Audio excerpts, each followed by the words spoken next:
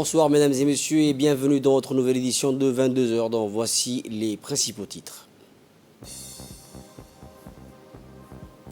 Au sommaire de ce journal, Cita Djibouti, capitale du tourisme et du textile africain. Et en actualité internationale, le Brésil sur la voie de la qualification pour le Mondial 2022. C'est tout donc pour les titres. Deuxième journée du Salon international du textile africain, le CITA au programme de cette deuxième journée.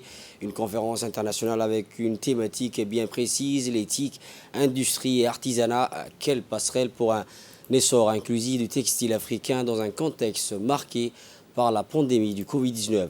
Une réflexion qui s'est ancrée dans un contexte de pandémie Covid-19 en effet, face aux mutations du marché dictées par les bouleversements économiques, politiques, le commerce traditionnel laisse la place à un marché qui se dématérialise aujourd'hui. Avec une fermeture des frontières due à la pandémie, la place de marché et de commerce, les entreprises aujourd'hui cherchent à se repositionner sur leurs segments commerciaux par le commerce électronique et l'Afrique et trouver les voies et moyens pour un essor de l'industrie. Le marché n'étant plus le même dans un paradigme d'autant à trouver son chemin dans le e-commerce. Les intellectuels, les chercheurs qui entourent le CITA pour voir quels sont les résultats qu'après cette conférence, que l'ensemble des artisans du continent, des acteurs du textile puissent profiter pour pouvoir écouler. Si l'objectif de la promotion du textile africain est quelque chose d'une fierté pour l'Afrique, l'écoulement des produits en est l'essentiel. Et pour nous, au niveau du Salon du textile africain, les conférences que nous tenons, nous sommes accompagnés par l'Union africaine, par les zones communautaires, notamment la SADC, la CEMAC, l'UEMOA et la CEDEAO. Et aujourd'hui, nous nous réunissons pour que, ensemble, de l'Afrique australe, l'Afrique de l'Est, l'Afrique de l'Ouest, l'Afrique du Nord, tout est représenté aujourd'hui avec les 32 pays présents pour voir qu'est-ce que chaque partie du continent fait dans le domaine du textile. À présent, écoutons les explications de Mme Brune Osman, responsable de la politique industrielle de l'Union africaine. L'Union africaine est une organisation continentale à laquelle ont adhéré les 55 États membres qui composent les pays du continent africain. Elle a été officiellement fondée en 2002 pour prendre le relais des organisations de l'unité africaine. Et en mai 1963, 32 chefs d'État africains qui avaient accédé à l'indépendance s'étaient rencontrés à Addis Ababa en Éthiopie à l'effet de signer la charte portant la création de la première institution continentale africaine formée au lendemain des indépendances, l'Organisation de l'Unité africaine. L'OUA était la manifestation de la vision panafricaine d'une Afrique unie, libre et en pleine possession de ses propres destinées. Et cela a été consacré solennellement dans la charte de l'Union africaine, dans laquelle les pères fondateurs avaient reconnu que la liberté, l'égalité, la justice et la dignité étaient les objectifs essentiels en vue de la réalisation des aspirations légitimes des peuples africains et qu'il était nécessaire de promouvoir la compréhension entre les peuples africains et l'amélioration de la coopération entre les États africains en réponse aux aspirations des Africains pour la solidarité et la fraternité. Le secrétaire général du ministère du Commerce et du Tourisme, Ali Daoud, qui a présidé la conférence internationale, a précisé que cette conférence est une réflexion qui s'est ancrée dans un contexte de pandémie Covid-19. On l'écoute. Comme nous l'avons dit au cours de nos différentes rencontres, monsieur le commissaire général et moi-même, le programme de la 7e édition est spécifique dans la mesure où la diversité des acteurs qui représentent cette édition, ainsi que la diversité du programme qui a été mis sur la table, démontrent justement le travail et le sérieux qu'il y a derrière l'organisation du Salon international du textile africain. En effet, cet événement, comme vous pouvez le constater, combine à la fois la promotion à travers des expositions et une forte participation des pays africains, mais n'occulte pas pour autant la nécessaire réflexion qu'il y a lieu d'avoir pour pouvoir appuyer et stimuler le développement du textile en particulier et du commerce intrarégional en général.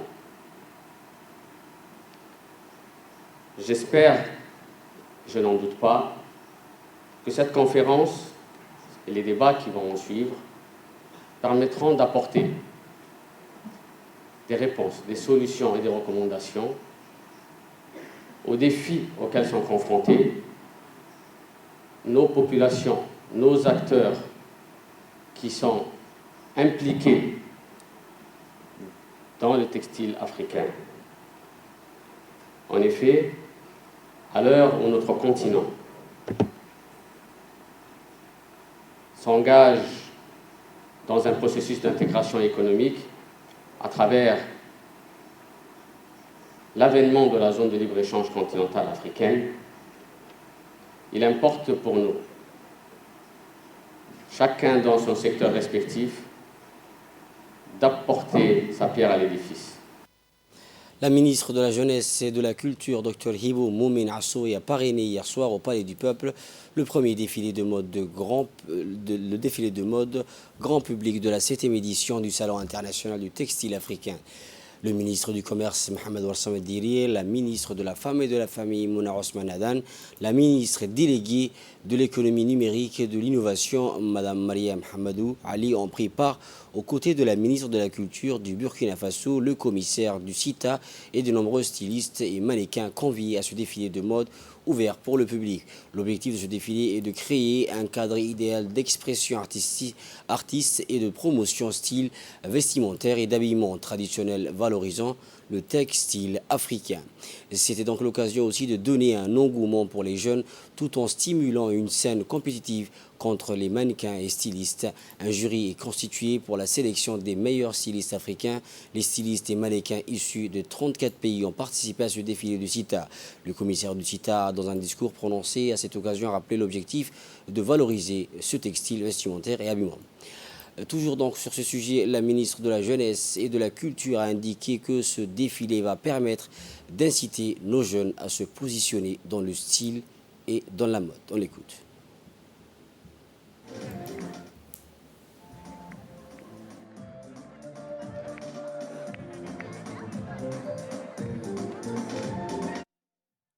À présent, mesdames et messieurs, nous allons donc poursuivre toujours sur ce sujet et bien sûr, je vous propose dès maintenant donc de suivre ce défilé mode ouvert au grand public où 34 pays ont paradé leurs meilleurs stylistes et mannequins pour ce CITA.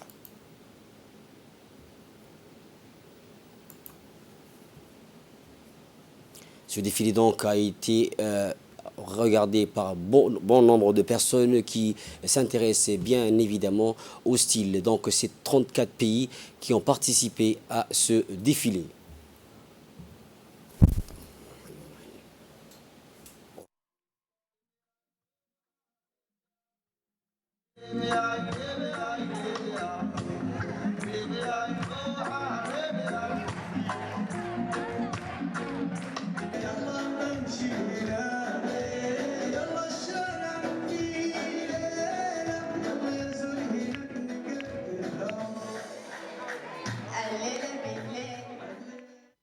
Ce soir, nous allons assister au choix de 2 meilleurs stylistes et demain également. Et c'est ces 4 qui vont pas s'affronter, qui vont montrer leur savoir-faire devant la première dame. Donc, l'essentiel est qu'aujourd'hui, la mode gagne, que les acteurs de cette filière de textile puissent trouver de quoi faire. Nous, notre objectif, ça ne va pas se limiter au spectacle, c'est que le textile africain puisse nourrir les Africains. L'objectif, c'est ça, que ça puisse faire sortir beaucoup de femmes, de jeunes de la misère pour que ça crée plus d'emplois. Et je suis sûr que c'est cette perfection que nous avons pour pouvoir atteindre le niveau de Pierre Cardin ou n'importe quel styliste en Italie, que tout ce qu'on veut, on puisse trouver à Djibouti ou en n'importe quel pays d'Afrique. À présent, mesdames et messieurs, nous allons encore revenir donc sur le défilé de mode où 34 pays ont vu défiler leurs stylistes.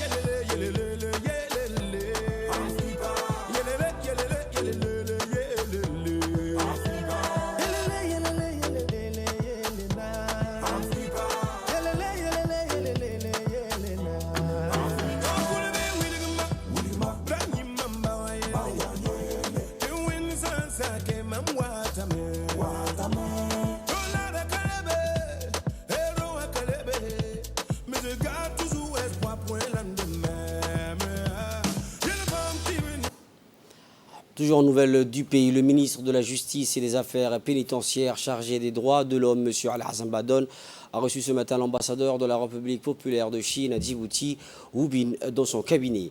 Le ministre a souhaité à son hôte la bienvenue. Les deux autorités ont par la suite abordé de manière conviviale des sujets globaux tels que les perspectives de coopération bilatérale. Au cours donc de cette entrevue, l'ambassadeur de la République populaire de Chine a passé en revue avec le ministre de la Justice plusieurs questions d'intérêt commun, dont notamment les relations bilatérales entre la République de Djibouti et la Chine.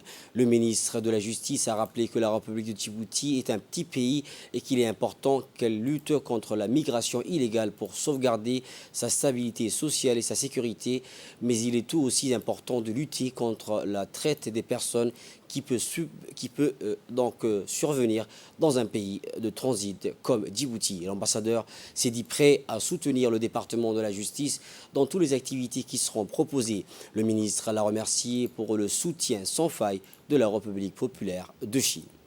Le ministre de la Communication chargé des postes et des télécommunications, M. Radouane Abdillahi Bahdoun, a pris part hier après-midi par visioconférence à la 10e réunion du conseil d'administration Smart Africa, présidé par le chef d'État rwandais Paul Kagame.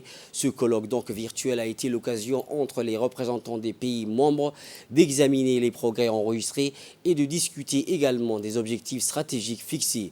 Plusieurs questions étaient à l'ordre du jour de la rencontre virtuelle du conseil d'administration du Smart Africa qui s'est tenue en ligne hier après-midi. Présidée par le président du Rwanda, Paul Kagame, cette rencontre annuelle a été l'occasion entre les 135 participants, dont des chefs d'État, des décideurs politiques et des experts de haut niveau dans le domaine de la nouvelle technologie, de non seulement examiner le progrès enregistré depuis la précédente réunion de ce conseil, mais de discuter des objectifs stratégiques communs que les membres se sont fixés. Le ministre de la Communication chargé des postes et des télécommunications, M. Radouane Abdillahi Bahdoun, a donc représenté la République de Djibouti au cours de ce colloque virtuel dont il était question de faire une mise à jour quant à la réalisation des différents projets prioritaires sur le budget et le plan d'action, ainsi que sur le lancement des schémas directeurs du Burkina Faso et l'Afrique du Sud, Ghana et enfin Zimbabwe. À ce jour, Smart Africa, grande instance interafricaine, regroupe 32 États membres et représente un marché d'environ 815 millions de personnes. Le ministre de la Santé, M. Dr Ahmed Roble Abdillé, a signé un protocole d'accord avec les autorités des ports et des zones franches, avec à sa tête le président des autorités des ports et des zones franches, M. Aboubakar Omar Hadi. La signature du protocole d'entente a eu lieu entre le ministre de la Santé, Dr Ahmed Roble Abdillé, et le président des autorités des ports et des zones franches, M. Aboubakar Omar Hadi. L'objectif est de vacciner toutes les communautés portuaires et les passagers qui débarquent au port en mettant en place 2 grandes tentes désignées spécialement pour ça. L'objectif du ministre de la Santé est de vacciner le maximum des personnes sur les territoires nationaux où les visiteurs qui vont traverser Djibouti afin de mieux stopper la propagation de la pandémie du Covid-19 étaient également présents à la cérémonie de signature plusieurs hauts responsables. Toujours, mesdames et messieurs, en nouvelles du pays, le secrétaire général de la primature, Neguib Abdallah Kamil, a réuni aujourd'hui autour d'une même table les secrétaires généraux des ministères au Sunny Hill Center à Arta.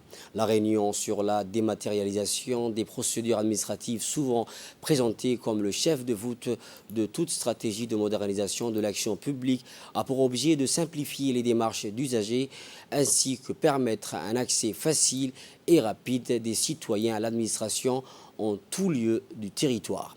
La dématérialisation permet également à l'État de disposer des données précises et fiables, d'éviter la fraude.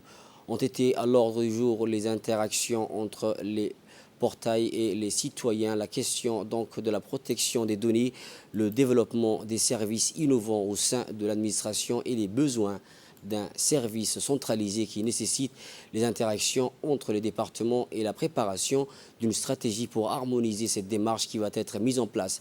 La sensibilisation et la vulgarisation au code du déontologie par rapport à la divulgation des données sensibles, le développement d'un manuel de procédure pour identifier les difficultés à surmonter. Une projection donc a été faite par le directeur de l'ANCI pour expliquer et éclaircir les avantages et les contraintes de la transition numérique à Djibouti. Il nous a permis de faire la réunion des secrétaires généraux et de parler de tout ce qui est dématérialisation et numérisation de l'administration publique et de faciliter aux usagers, non seulement aux usagers, mais entre administrations, les procédures liées comment dire, à l'état civil. Comme vous le savez, c'est une volonté du chef de l'État, son Excellence M. Ismaël Omar, que de rendre service davantage et de manière de plus en plus efficace aux citoyens en leur permettant d'avoir accès à des services de qualité et de manière digitale, c'est-à-dire sans se déplacer, sans avoir à présenter de manière incessante leurs documents d'identité, etc., avoir un identifiant unique, pouvoir accéder en ligne à tous les services, que ce soit e-visa, que ce soit obtenir une carte d'identité, obtenir un passeport, savoir quelles sont les démarches pour obtenir une carte grise, un permis de conduire, etc., etc. À présent donc, mesdames et messieurs, je vous propose d'écouter le secrétaire général de la primature, M. Neguib Abdellah Kamel. Je voudrais souligner la présence exceptionnelle parmi nous du secrétaire général du gouvernement qui nous honore de sa présence et qui va nous faire profiter de son expérience. Après la déconcentration et conformément aux recommandations de la séance précédente, nous sommes réunis aujourd'hui pour le suivi des actions engagées en matière de transition numérique de notre administration, tantôt appelée transition numérique, transformation digitale ou dématérialisation. Il est question tout simplement de la modernisation de l'administration en profitant des opportunités offertes par les nouvelles technologies de l'information et de la communication. Et cette séance sera l'occasion de passer en revue les enjeux de cette nouvelle stratégie gouvernementale en s'interrogeant notamment sur la capacité des agents publics à s'approprier la dématérialisation, leurs besoins en formation ou l'adaptation du management public pour garantir le succès de cette réforme.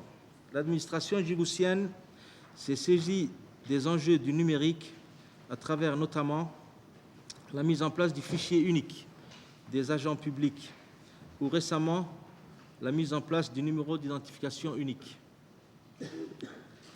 Ce dernier projet est d'une très grande ampleur dans la relation usager-service public, mais aussi la coopération interne à l'administration.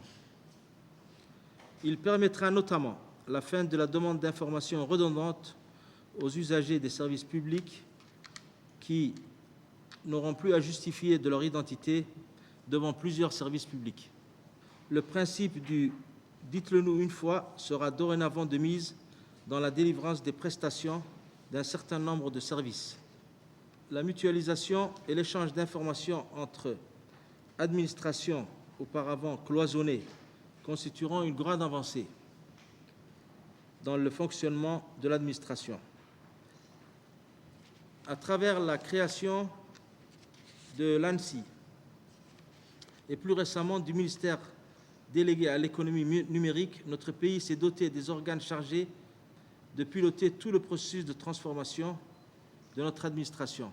Sur le plan législatif, un code du numérique est en cours d'élaboration avec notamment la question cruciale de la protection des données personnelles. Toujours en nouvelles du pays, le chef d'état-major général des armées, le général de corps d'armée, général Zakaria Cheikh Ibrahim, a reçu ce jeudi 11 novembre à l'hôtel des officiers Hassan Bassouma, M. Alexandre Omal Yakouch, représentant du groupe d'État russe Rostek, basé en République démocratique fédérale d'Éthiopie. M. Alexandre était accompagné de M. Mikhail Golavanov, ambassadeur de la Fédération de Russie en République de Djibouti. De son côté, le général Zakaria Cheikh Ibrahim était assisté du général de brigade Tahir Ali Mohamed, chef d'état-major de la défense du colonel-major Mohamed Riyad Guelleh, sous-chef d'état-major de la défense du colonel Mustafa Ali Handoulé, conseiller du président en matière de défense du colonel Omar Waïs Bokoré, commandant de la garde-côte, et de certains officiers de l'état-major des armées. En effet, dans le cadre de la montée en puissance des FAD et du renforcement de la mobilité des FAD, le commandement militaire avait décidé l'achat de 150 camions Ural tout-terrain destinés au transport des militaires. Ces véhicules de transport de troupes répondant à la norme internationale standard sont particulièrement adaptés à notre environnement montagneux. La première rotation de 59 véhicules Ural pour un total de 150 camions est prévue d'arriver le dimanche 14 novembre. Le CEMGA a d'abord donc souhaité à M. Alexandre la bienvenue et de passer un agréable séjour en République de Djibouti, terre d'échange et de rencontres. Outre le général Zakaria Cheikh Ibrahim a rappelé l'excellence des relations de coopération entre les deux armées à travers la formation des militaires et a souligné sa disponibilité à œuvrer davantage pour consolider ces liens fraternels. De son côté, M. Alexandre, représentant du groupe d'État russe Rostec, s'est dit honoré de l'accueil chaleureux réservé à son égard. M. Alexandre a fait part au général Zakaria Cheikh Ibrahim sa détermination à hisser plus haut le partenariat entre Djibouti et la Fédération de Russie. Une formation de renforcement des compétences techniques s'est déroulée au LIC du 31 octobre 2021 au 4 novembre 2021, financée par l'UZ. Cette formation est mise en œuvre par le MENFOP en collaboration avec le partenaire d'exécution Education Development Center pour perfectionner les compétences techniques de 16 enseignants et au CEP sur les nouvelles compétences du bac. Pro en installation de maintenance électrique, l'objectif de la formation est de consolider les compétences des enseignants au niveau de la conception des schémas électriques grâce au logiciel XL Pro de Legrand, ce logiciel d'accompagnement au dimensionnement des tableaux de distribution électrique est un outil utilisé au quotidien par les professionnels. Ce logiciel permet de choisir les produits et de dimensionner les tableaux électriques. Il génère des dossiers technique de qualité sans erreur. La formation vise donc également à un renforcement de compétences sur l'utilisation de la norme NFC 15 qui fixe les règles de conception, de réalisation, d'entretien des installations électriques à basse tension. Sous la supervision de l'inspection électromécanique, un ingénieur du secteur privé, M. Mohamed Aynan, a conduit la formation des enseignants. Avec l'accompagnement de l'ingénieur formateur, les enseignants ont conçu les schémas électriques avec le logiciel réalisé, l'installation et ont procédé au contrôle de l'installation grâce aux appareils de mesure et de contrôle. La participation et l'engagement des enseignants étaient très satisfaisantes. La formation s'est déroulée dans un climat agréable et les enseignants ont tous participé aux activités pratiques. Cette formation est l'aboutissement d'un processus de révision du bac pro pour l'aligner avec les besoins actuels du secteur privé. Elle visait à renforcer les compétences techniques des enseignants dans le but d'améliorer le transfert des compétences aux élèves pour faciliter leur insertion professionnelle dans les emplois d'aujourd'hui et ceux de demain. Le Conseil régional de Wok a abrité une cérémonie de signature de contrat de don sur le projet de construction des citernes enterrées à Médéhou entre l'ambassade de Japon et l'association d'agro-éleveurs Médéhou. La cérémonie a vu la participation de l'ambassadeur du Japon à Djibouti, M. Otsuka Umio, le président du conseil régional de Wok, Mohamed Hamad Ismail, et le préfet adjoint, M. Ali Maki, ainsi que de l'association Médéhou Abdo Saleh Mohamed. Le projet sert à la construction de 3 citernes enterrées à Médéhou dans la région de Wok avec un montant d'environ 15,5 millions de nos francs djiboutiens. Afin d'apporter une aide et le bien-être auprès de la population de cette localité, le Japon est honoré de répondre à cette initiative et d'y participer. L'association et l'ambassade japonaise. Permettez-moi tout d'abord, au nom de l'association agro-éleveurs de Médéhou, en mon nom personnel et au nom de toute la population de Médéhou, de souhaiter la bienvenue comme il convient à son Excellence l'ambassadeur du Japon et à son équipe, qui va bien vouloir se déplacer ici à Obok dans le cadre de cette signature. Rappelons que toute cérémonie de ce genre se déroulerait à Djibouti dans les années précédentes. J'aimerais par cette occasion aussi remercier son Excellence l'ambassadeur du Japon, ici présent à nos côtés pour la lutte en faveur du développement des populations djiboutiennes.